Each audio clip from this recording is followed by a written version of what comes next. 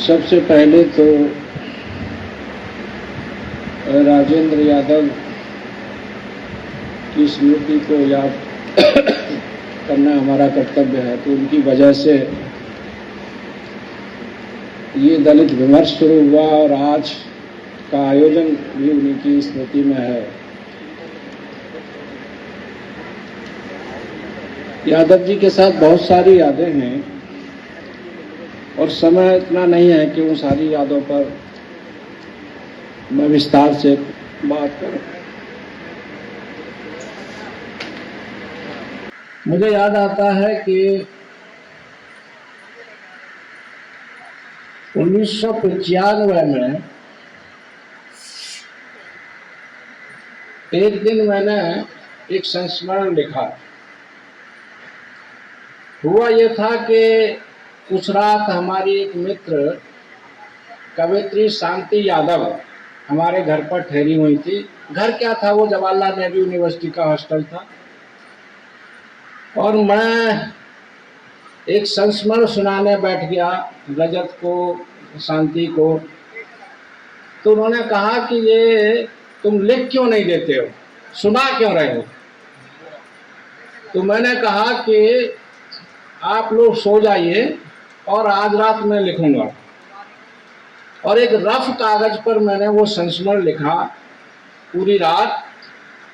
और सुबह ये लोग उनको उठाया, शांति को और रजत को, और मैंने दिखाया कि मैंने ये संस्मरण लिख लिया है और पढ़ के सुनाया। तो शांति बोली कैसे, सीधा हंस को भेज दो। मैंने कहा नहीं, इसे टाइप कराएंगे, इसे साफ लिखेंगे कि नहीं, भेज दो। और वो मैंने वन साइड पर लिखा हुआ संस्मरण हंस को भेजा ये सोच के था कि राजेंद्र यादव मुझे बुलाएंगे और इसमें गलतियां बताएंगे, क्योंकि पहली बार मैंने वो कोई संस्मरण लिखा था। लेकिन हुआ ये कि 1996 में जवाहरलाल JNU सिटी सेंटर एक हुआ करता था मंडी हाउस की बगल में, और वहाँ साहित्यिक गतिविधियां बहुत हुआ करती थी। तो एक आयोजन था और उसमें राजेंद्र यादव, नागार्जुन, मैनेजर पांडे, मुद्रा राक्षस, तमाम बड़े बड़े आलोचक और साहित्यकार वहाँ आए हुए थे। और जिस तरह से हमारे जो श्रोता, हमारे छात्र और हमारे मित्र बैठे, ऐसे सीढ़ियों पर राजेंद्र यादव बैठे थे। आयोजन खत्म होने के बाद मैंने उनके पास जाके पूछा कि सर, वो मैंने एक संस्मरण लिखा था ये जानने के लिए कि मैं लिख सकता हूँ या नहीं, आपने देखा उसे? तो बोले कि वो पत्रिका छप गई है और उसे हमने छाप दिया है, मैंने बहुत बढ़िया कहानी लिखी। मैंने कहा मैंने कहानी कहाँ लिखी, मैंने तो एक संस्मरण लिखा था। तो उन्होंने कहा कि अच्छी कहानी अच्छा संस्मरण ही होता है।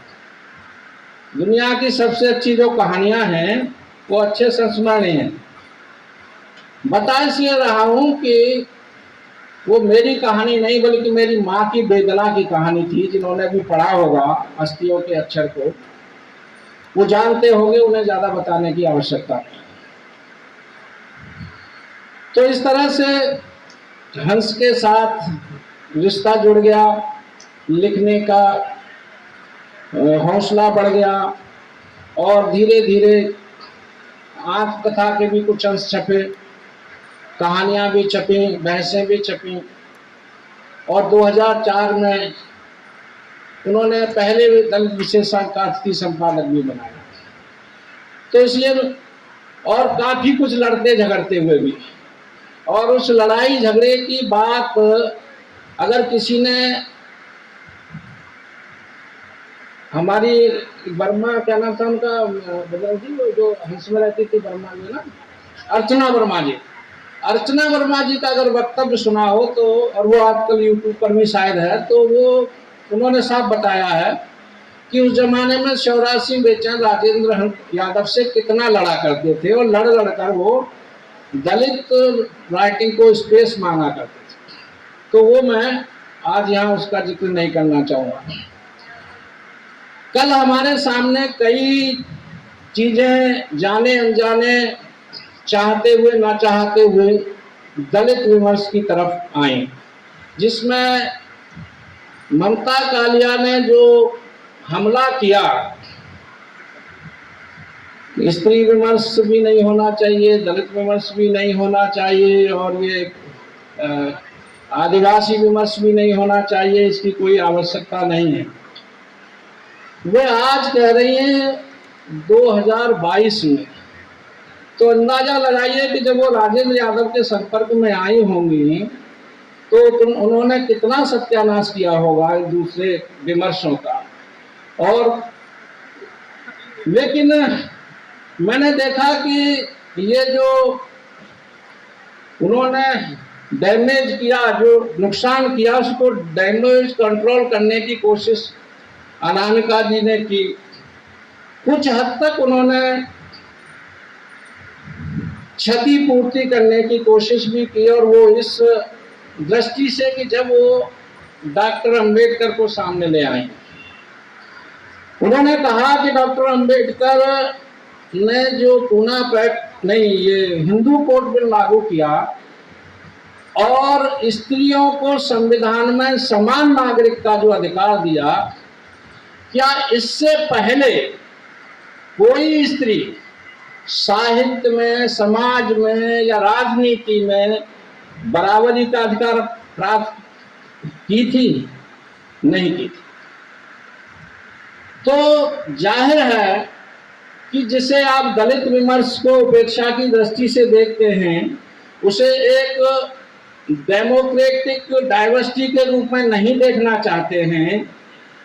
उसकी पृष्ठभूमि क्या है, उसके पीछे दर्शन क्या है?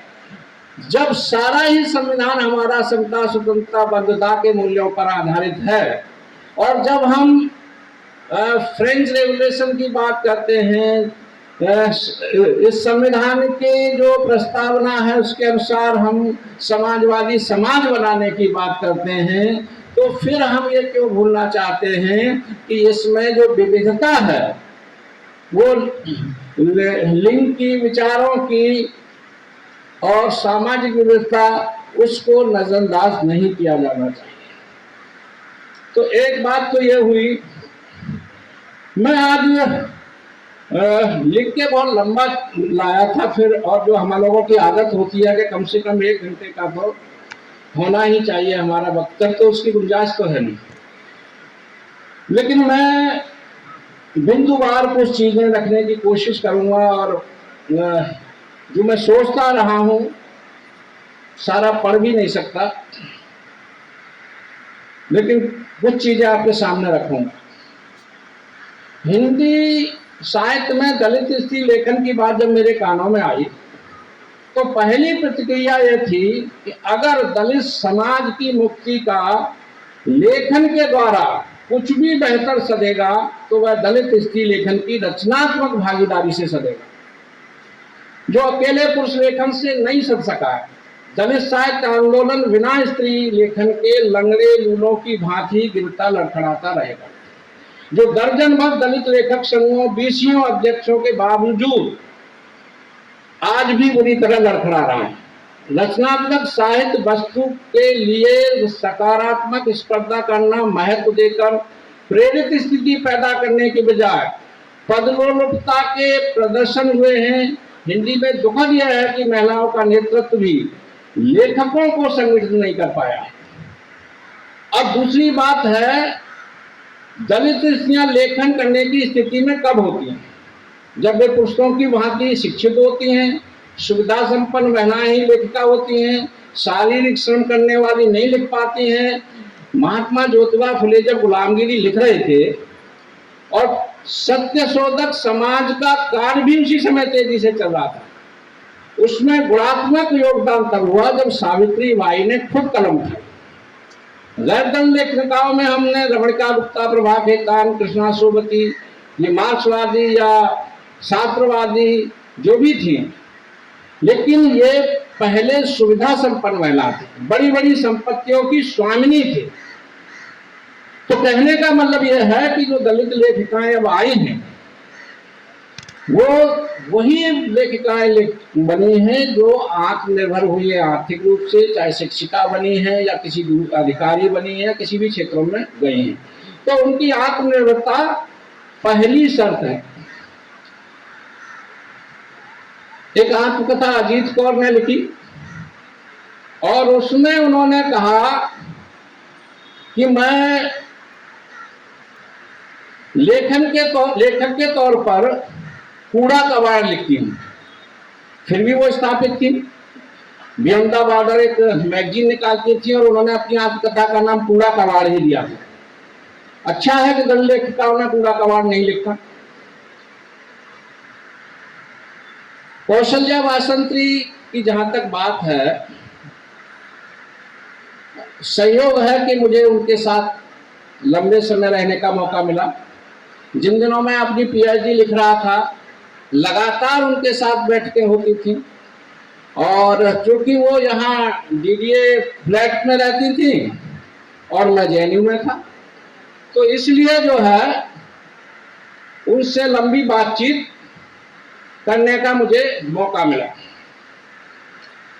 उनकी पृष्ठभूमि ये थी कि जब 1942 में नागपुर में 3 दिन की कॉन्फ्रेंस हुई थी, जिसमें एक कॉन्फ्रेंस का नाम था डिप्रेस क्लासेस कॉन्फ्रेंस, दूसरी का नाम था डिप्रेस क्लासेस विमेन कॉन्फ्रेंस और तीसरी का नाम था समता सैनिक दल। कौशल्या वासंत्री उस आयोजन की एक प्रतिनिधि कार्यकर्ता थी और नेता थी। इसके साथ साथ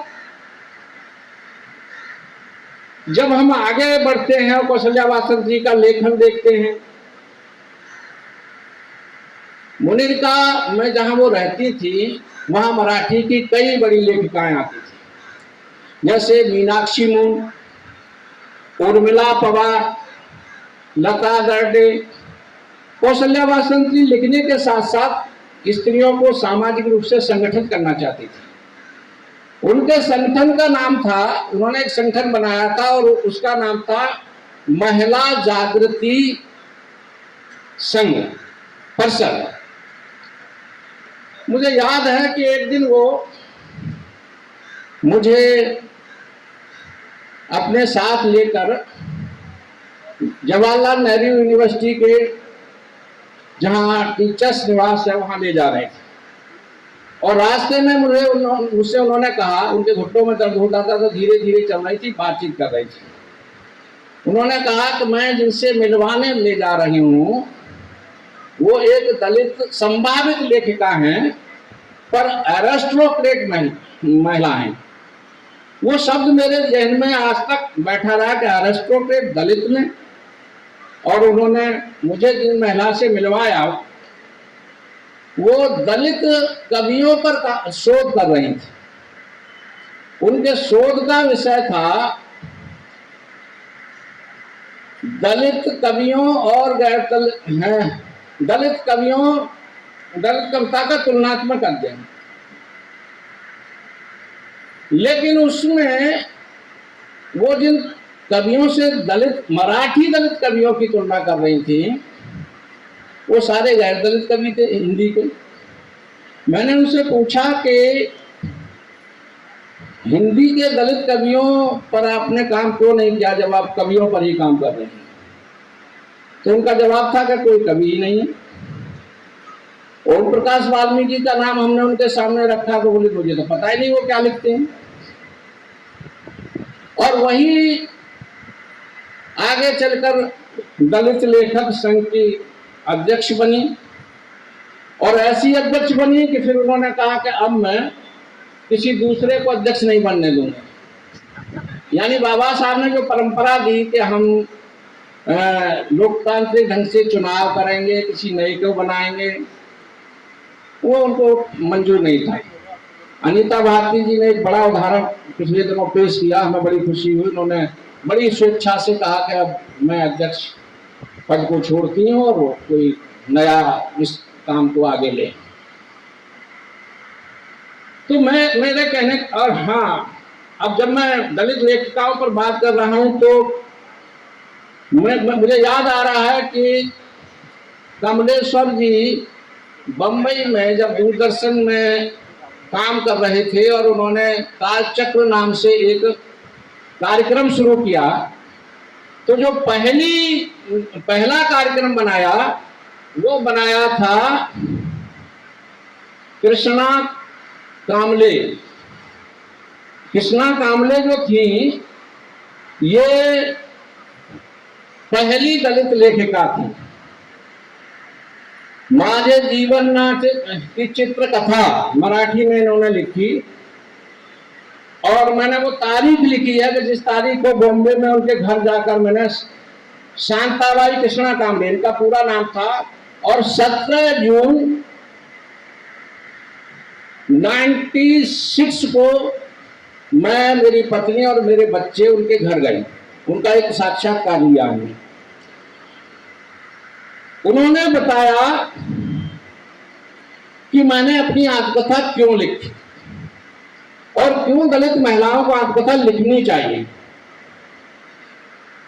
उनके पास एक अनुभव था, जब बाबा साहब ने 1956 में धर्मांतरण किया था तो एक वो भी थी, उन्होंने भी धर्मांतरण किया। प्राथमिक शिक्षिका बनकर एक शिक्षा अधिकारी के पद तक वो पहुंची। उनसे पूछा कि आपकी क्या उपलब्धि है लेखिका बनकर। कमलेश्वर जी ने, हमारे जो हिंदी के बहुत बड़े साहित्यकार थे और बॉम्बे दूरदर्शन में उन्होंने जो कथाएं सीरियल जो चालू किए थे, शुरुआत हुई थी शांताबाई कृष्णा कामले से। तो उन्होंने कमलेश्वर को कहा कि मैंने एक बेटा दिया है जो सामाजिक नेता है और एक बेटा दिया है जो चित्रकार है। एक दलित सामाजिक नेता दिया है और दलित चित्रकार दिया है। और वो इसलिए दिया है कि मैं बाबा साहब से प्रेरित हुई, उनके कार्यक्रमों में गई। शिक्षा महत्वपूर्ण चीज है, इसको समझने के कारण मैंने प्राथमिक शिक्षा से उच्च शिक्षा हासिल की। स्कूल से मैं यूनिवर्सिटी तक गई। आप जानते हैं कि अरुण कामले उनके पुत्र थे और जो दलित पैंथर बना लेखकों का जो बुनियादी एक संगठन बना जिसने पूरा परिदृश्य बदल दिया साहित्य का और जिससे हिंदी साहित्य भी प्रभावित हुआ, उस आंदोलन के वो नेता थे। अब मैं कुछ और आत्मकथाएं जो मैंने देखी हैं, साउथ से एक आवाज आ रही है, बड़ी महत्वपूर्ण आवाज। ये है, इसकी लेखिका है सुजाता गिडला। आपने अगर पिछले दिनों के अखबार देखे हो, रामचंद्र गुहा ने एक लेख लिखा, 70 साल और 50 किताबें।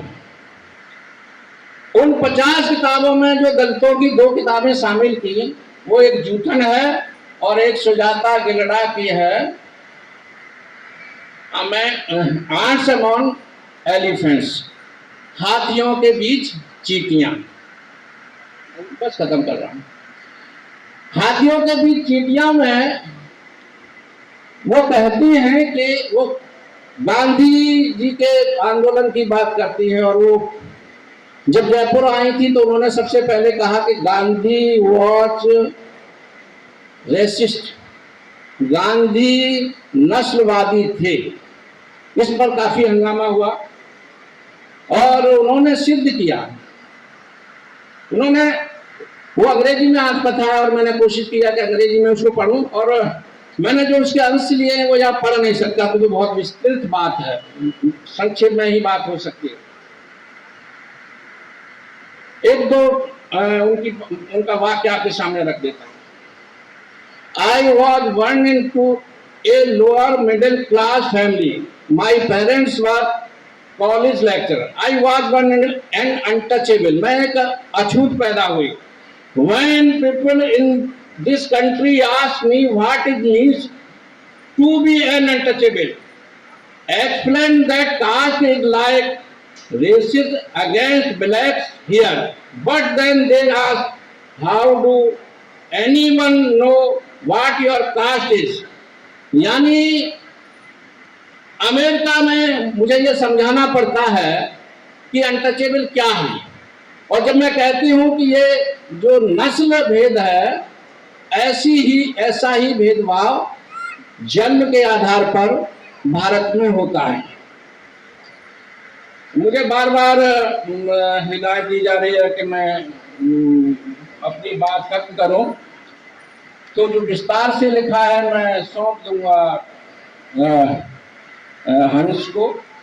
और अभी बात क्योंकि कल मैंने हर कथा पर सोचा था थोड़ा थोड़ा अनीता भारती जी की, आप रजनी तिलक की आप कथा, और टूटे पंखों की परवाज। कल जब सुशीला टागोरे बोल रही थी तो वो थोड़ा मिस्टेक कर रही थी, वो टूटे पंखों की परवाज अनीता भारती की आप कथा शायद गलती से बता रही थी।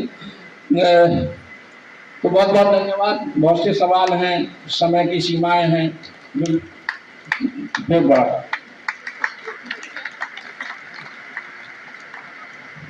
बात तो बहुत कुछ कहने को है, पर समय की बाध्यता इस तरह से है। हम लोग आपको सुनना बहुत चाह रहे थे, लेकिन बार बार समय की घंटी जो है वो हमें याद दिला रही थी कि अब समय समाप्त हो रहा है।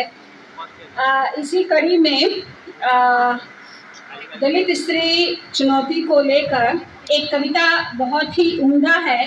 कितने क्रूर है वो लोग, कितने क्रूर है वो लोग जो आगे बढ़ती स्त्री को गोबर पत्थर लाठी डंडे कोड़ों से मार रहे हैं। पर सुनो